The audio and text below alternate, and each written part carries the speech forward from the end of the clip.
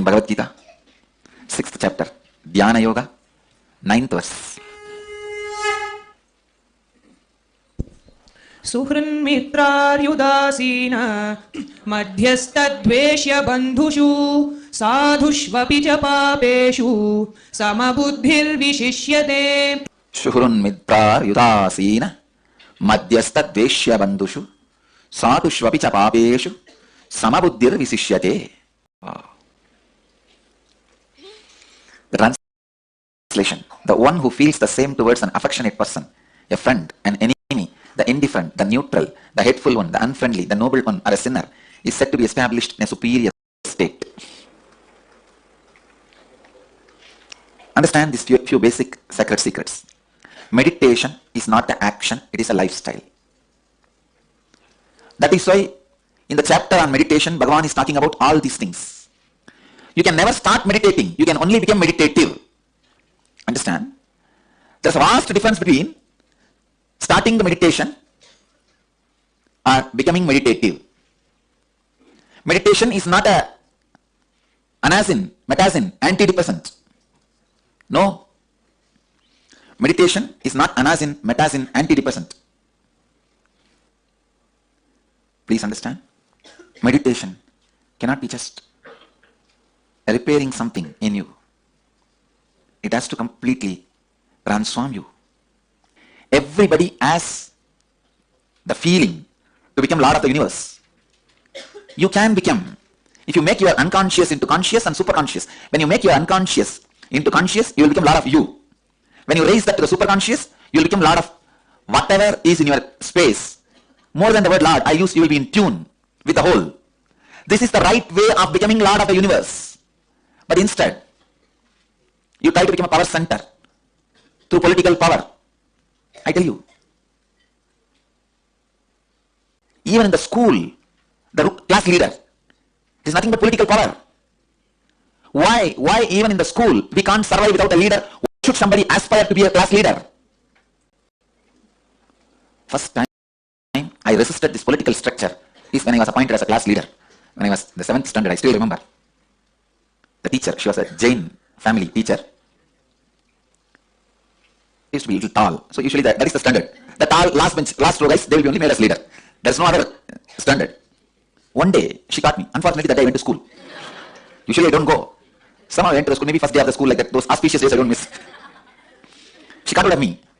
And she said, you are the teacher. You are the leader of the class. I said, what do you mean leader? I don't even come to the class regularly. She said, that is why I am making you leader. If you are a leader, you have to come and regularly take attendance. And you have to keep the class under control. And I said, nothing doing. Leaders are the greatest followers. They lose their freedom. So I told my teacher, no, I will not be a leader. She insisted. Then we got into the argument. I said, leaders are the people who are not able to lead themselves. So they go on trying to satisfy that unable to control themselves by controlling others. When you are not able to lead you, that unfulfillment you try to fulfill by leading others or trying to lead others. Leading others is the ultimate hypocrisy. He also knows he is not going to listen to you. He will topple you down the moment he gets a chance. What is leadership? Group of followers waiting to topple down. One person. That one person is called leader. The unconsciousness, when it is not able to express through the proper channel and it finds shortcut to fulfill its ambition, it is called power structure. When the subconsciousness is not able to fulfill its purpose, the perversion it creates is greed structure. Let me explain this subconsciousness. What is subconsciousness? Subconsciousness is nothing but the space where you dump your unfulfilled but imagined, visualized fantasies. For example, if you are fasting by suppressing your desires for food, in 3 days you will see in the dream you are feasting. The suppression creates subconsciousness. Understand? The things you imagined, visualized, could not achieve but suppressing it. That is subconsciousness.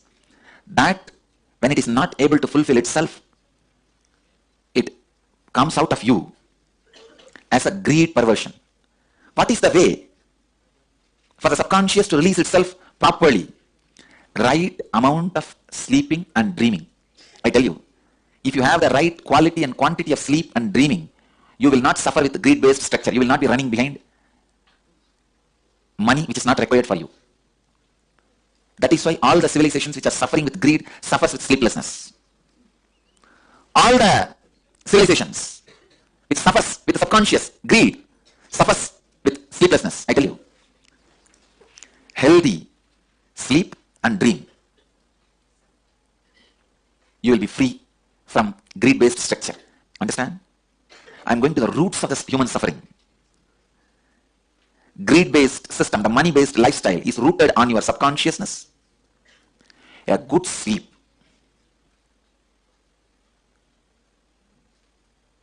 good sleep will naturally have the proper period of conscious dreaming. When I say conscious dreaming, even in the dream you will have a certain amount of self-awareness, and you will be able to even move some things in your dream. You yourself will know you are dreaming, and you can alter the things in the dream. That is what I call conscious dreaming. If you are having conscious dreams, please understand your subconscious is very thin layer. You don't need to worry at all about your subconsciousness. There are no much suppressions.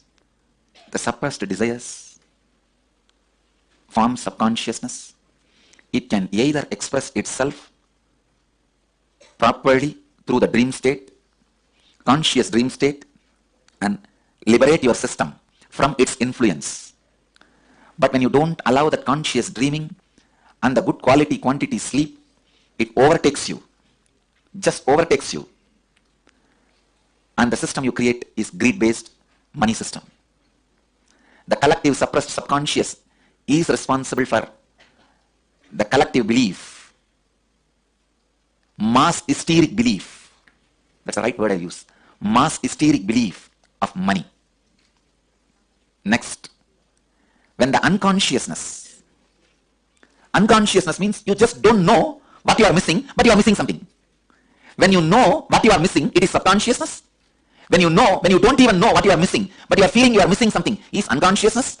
When you don't miss anything, it is consciousness. When you become Mr. of the universe, it is super consciousness. When you know you are missing something, and missing is subconsciousness. Please understand. When you don't know you are missing something, but you feel you are missing something. You don't know what you are missing, but you feel the emptiness. You are missing something. That is unconsciousness. When you don't miss anything, complete with yourself, it is consciousness. When whole universe feels the fulfillment through you, it is super consciousness. Understand this unconsciousness. You don't know what you are really missing, what you really want, but you feel emptiness. That is why you think, oh, if I become MLA, I think I feel fulfilled. If I become MP, I feel fulfilled. If I become president, I feel fulfilled. If I become prime minister, I feel fulfilled. Unconscious man acts as if he is going to fulfill others' subconsciousness so that he can become leader. That is why the politicians always give big, big promises. They give you the feeling, I will fulfill your subconsciousness. And the same way, subconscious fellows promise the politicians that we will fulfill your unconsciousness. It is subconsciousness scratching the back of unconsciousness, and unconsciousness scratching the back of subconsciousness. This verse, Suhrun Mittar Yudasina Madhyastha Dveshya Bandhushu Satushva Vicha Papeshu Samabuddhir Visishyate. Samabuddhir Visishyate. Bhagavan is revealing powerful truth to all of us, to be in Samabuddhi, equal mind. Same towards affectionate person, a friend, an enemy, the indifferent, the neutral, the hateful, the unfriendly, the noble one, or the sinner. Means realizing the futility of the power structure. It is power structure which classifies somebody as a right, wrong, good, bad, neutral. It is your ambition towards the power structure and the ambition damaging you. Please understand. When the political thought trend damages your consciousness and mind, that makes you believe that somebody is good to you, somebody is bad to you, somebody is neutral with you, somebody is good to everybody, somebody is bad to everybody. See, if somebody is good to you, he is your friend. If he is bad to you, he is your enemy. If he is neither good nor bad, he is neutral. If somebody you are made to believe by the political structure, he is bad to everybody, he is called sinner. If you are made to believe by the political structure he is good to everybody, he is sadhu. I tell you, it is all just PR exercise. Simply PR exercise. All the ideas you carry, somebody is a saint, somebody is a sinner, somebody is friend, somebody is enemy, are all just forced on you after completely deluding you by the strong beatings. It is like somebody hits you on the head, you are reeling. At the time he says, I am the big guy. Naturally, what will you do? You say yes and fall.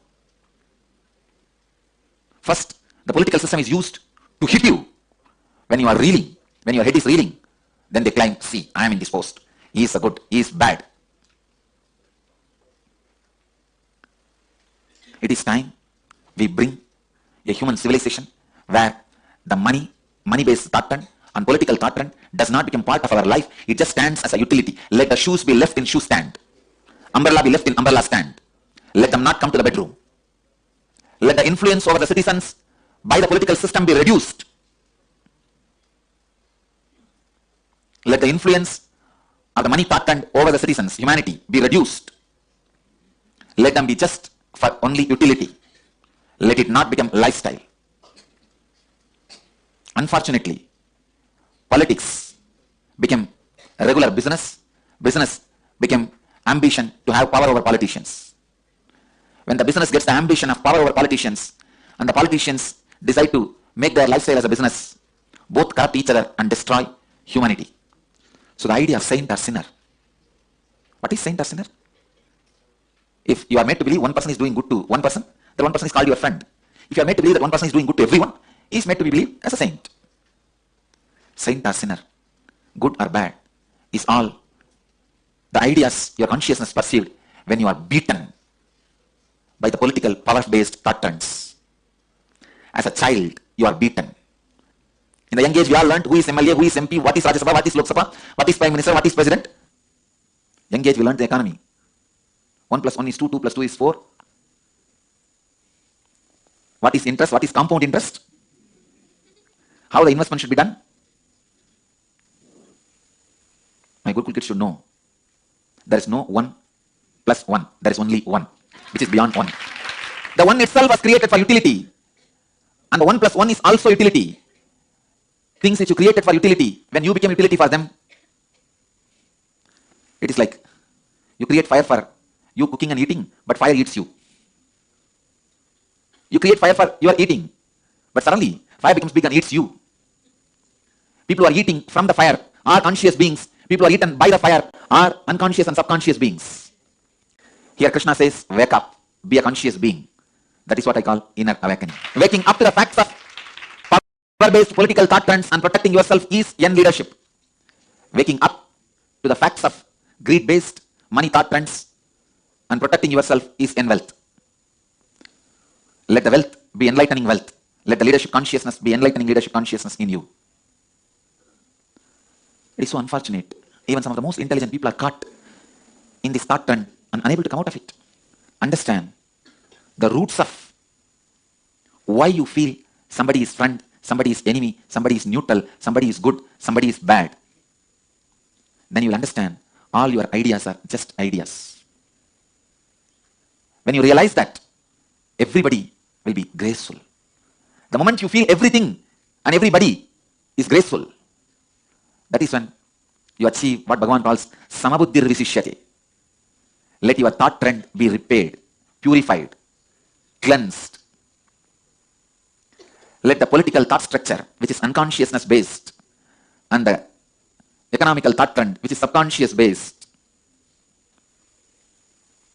not hit at your consciousness. Let that not form your lifestyle, thought trend. Let that not create your major decisions. Let that create right understanding about life in you. Let you become Jivan Mukta. Understand? If you understand how the collective unconscious thought trend damages you, collective subconscious thought trend damages you, and if you protect yourself consciously from those damages and live a whole life, you are Jivan Mukta. Even if you compromise with the power-based thought trend and money-based thought trend, let you do after understanding the insider secrets of both systems. Then you will not be taken away by it. You will protect yourself. You know where to keep the fire, how to cook, and how much food can go inside, and how when it is dangerous, and you will be intelligent to play the game. At the most, maybe rarely as an exemption, accidents may happen, you will die. But as a life, you may protect yourself. But when you don't even know, the political thought trends are from unconscious and money-based thought trends are from subconscious, you give them sacredness. You associate sanctity to both. When you associate, even if you associate legitimacy to both of them, you are wrong. If you associate sacredness to both of them, you are worshipping devil, thinking it's God. Internally, do not give legitimacy to the money-based and power-based thought trends. Fear-based and greed-based thought trends. Let it not be legitimized. So all the outer world rules and regulations, whether it is simple traffic rules or the law of the land, is based on the action performed. Commission and omission of acts, because outer world can understand only that, outer world functions only with that, outer world can measure only up to that. In search of stability and surety, possibility is forgotten. Listen. Yes, outer world can grasp only that, whether you walk in the left side or right side. You should walk or not in the left side or right side. It can only go to that extent. Outer world can understand only that extent is not wrong. But they try to become fanatically declaring only that much exists is something seriously wrong. The outer world, materialistic beings, developing rules, regulations, laws, whether we should walk in right side or left side, whether we should go in left side or right side, whatever. Forming those rules, nothing wrong, useful for day-to-day life. But when they try to declare, there ends the matter of life. Nothing further exists. Something is seriously wrong. Then something is seriously wrong.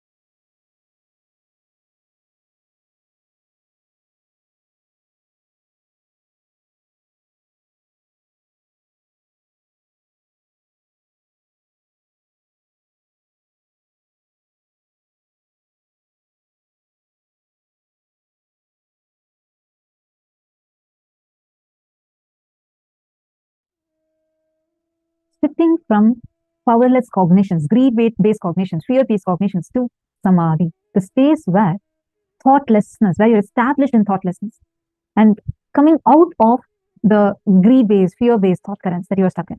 Understand, changing the object is never a solution. Changing the attitude is a solution. We always think, oh, okay, it's probably, just that I'm experiencing some difficulty in this career, so let me switch jobs. Or maybe this relationship isn't working out, let me break up and get into another relationship. Or we think that, okay, this house is not good, or let me change it. We think something else external. Or it might be even your desires. You think, I feel like this only because I'm not a CEO yet, I'm not the MLA yet, I'm not the MP yet, I'm not this person yet. So let me become that, only then I'll feel fulfilled. But by the time you actually become that, do you really get fulfilled? No. Because changing the object is never a solution. Changing the attitude is a solution. Do not cherish or have the greed-based thought currents. How many of you are able to identify situations like this? Like, for example, things that you feel like it's just that greed that you have towards something. You feel that is what is the solution for your fulfillment. But that even though you try, even if at all you achieve it, you're still going to have something else because your mind will already jump to another object. How many of you are able to see this and identify this? Please take a few minutes and please post. If you are able to identify any such attitude in your life.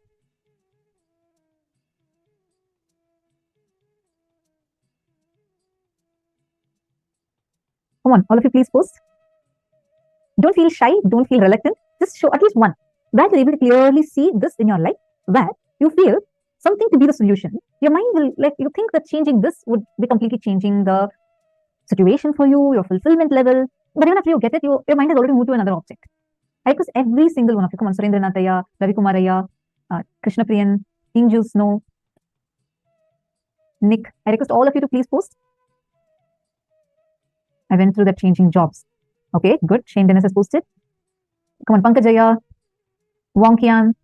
I request all of you to please post. Jeronimus, Laurent. If any of you are here for the first time, please do let us know. You can just put it in the chat. Lovely to have you here. Just put it in the chat so we also know that you're here for the first time.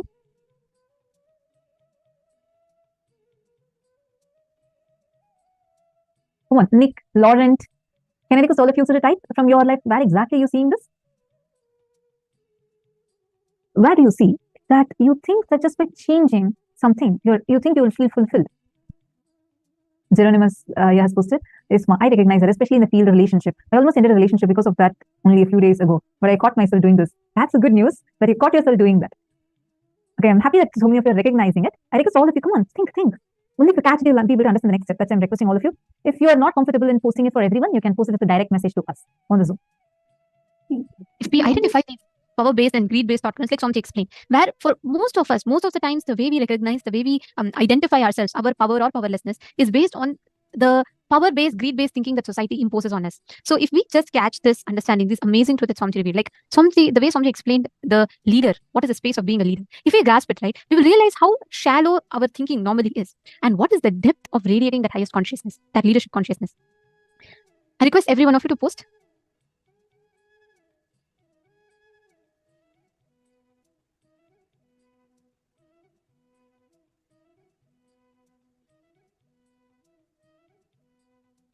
Here, Swamiji explained how you cannot change life by constantly trying to change things outside. You can only change life by changing the things on the inside. Swamiji made a very beautiful statement.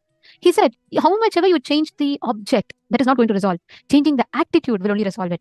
A leader right now, then politically, like all the politics that's taught right now to the humanity, only makes you believe that you as a leader lose all your freedom. Even the current structure of the society, we are made, the leader is the biggest follower because we lose all the freedom, independent intelligence to make a decision. We just go on the same flow as the society is set. Now take a few minutes, make a list of things you feel attached to or the things you feel greedy about. It might be habit, even a particular pleasure or person, something that you feel greedy about. Please list.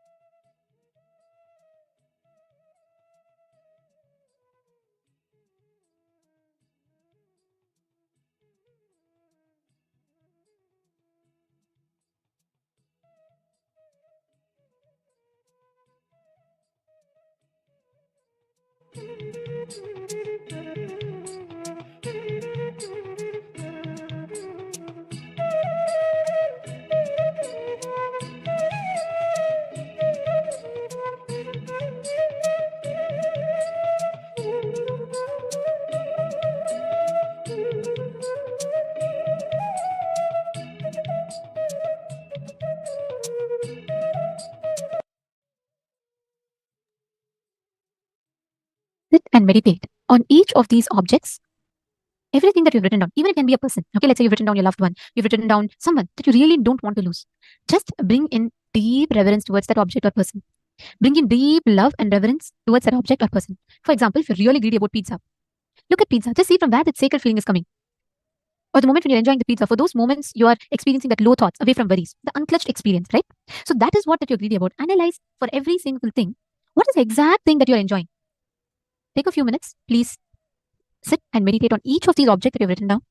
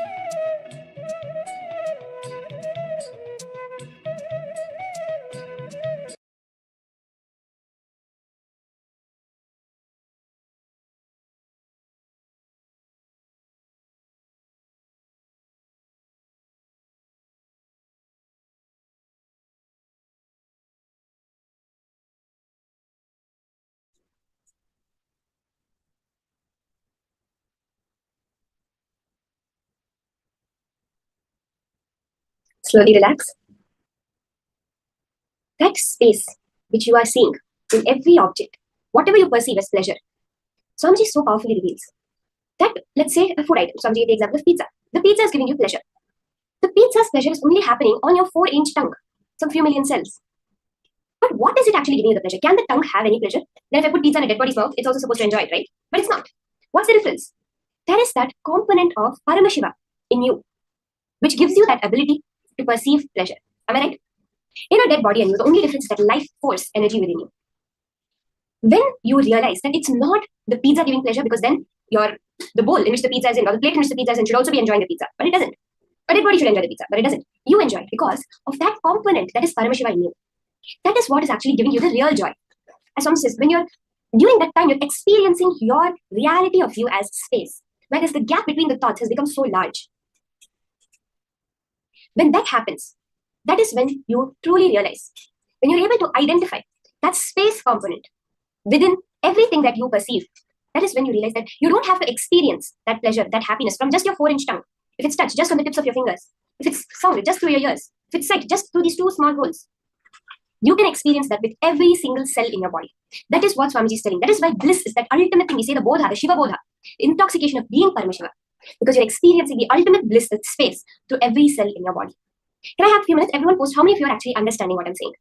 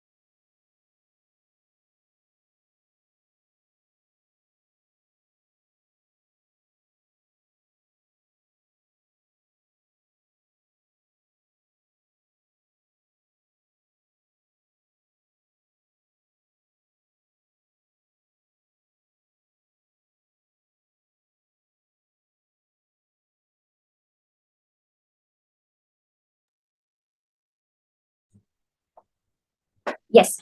So now, when you are able to completely understand, completely experience, let's say whatever you are perceiving as from anything outward, it's that space that you're looking for it even in that. Your very nature as you are the space dimension of the cosmos, Paramashiva. The closest we can understand as space, out of the dimensions of length, breadth, depth, time, we are space dimension. But we are falsely associating ourselves with the length, breadth, and depth. Therefore, even within the length, breadth, and depth, see, we're falsely associating ourselves with the body. Somebody says, you are not the body. You're the body also. You have the body. It's like, I have a clip, or I have a laptop. The exact same way, I have a body. But you yourself are not the body. It's that due to a false association with length, breadth, and depth, we have let go of our true nature as space. So we keep looking for that in any length, breadth, and depth that comes in front of us. If we, let's say for ice cream, someone tells you ice cream is yummy, we see the Jungle Book, right? How when Mowgli is given an ice cream, he's like, yeah, what's this sticky thing? When you look at it, something sticky and slimy is not nice. But because of the conditionings we've been taught, we started reflecting that space dimension of us in the ice cream. So we try to go within the ice cream more and more to experience our true nature. But when we relax, that is when we experience the true nature of space. We realize that whether it's this body, whether it's the ice cream we love, or whether it's something we really don't like, all of it is projected on that space only. That is what you touch when you do power manifestation. So today we have the wonderful power that we are going to be experiencing. This is a favorite amongst all the people who have done this power. It manifests so nicely. The power of Aushadha Darshanam, which is just through the power of the third eye, being able to identify the ingredients of a certain medicine or which medicine is used for which disease.